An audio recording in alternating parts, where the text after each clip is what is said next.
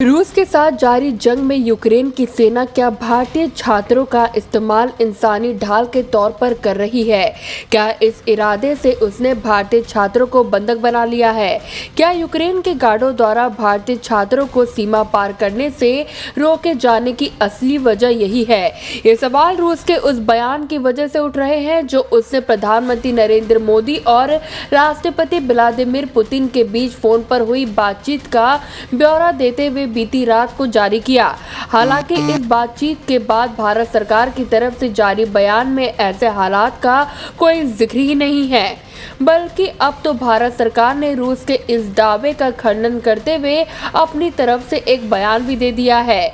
लेकिन दोनों देशों के विरोधाभासी बयानों ने युद्ध क्षेत्र में फंसे बच्चों की सुरक्षा के लिए परेशान परिवार वालों की चिंता और बढ़ा दी। दरअसल पीएम नरेंद्र मोदी ने एक साथ पुतिन की फोन वार्ता के बाद रूसी की तरफ से जारी बयान में कहा गया, राष्ट्रपति पुतिन ने बताया कि युद्ध क्षेत्र में फंसे भारतीयों को वहां से सुरक्षित निकालने और उन्हें घर वापस भेजने के लिए सभी जरूरी निर्देश दिए जा चुके हैं। रूसी सेना इसके लिए हर संभव प्रयास कर रही है। खार्किव में फंसे भारतीय छात्रों के एक ग्रुप को सुरक्षित कॉरिडोर बनाकर जल्द से जल्द रूस पहुंचाने की कोशिश की जा रही है। रूस पहुंचने के बाद उन्हें हम अपने या भारतीय विमानों से घर भेजने को तैयार हैं। लेकिन हमें ताजा जानकारी ये मिल रही है कि यूक्रेन की सेना ने इन भारतीय छात्रों को बंधक बना लिया और इनका इस्तेमाल मानव ढाल के तौर पर कर रहे हैं। यूक्रेन की सेना उन्हें रूसी इलाके की तरफ जाने से रोकने की पूरी कोशिश कर रही है।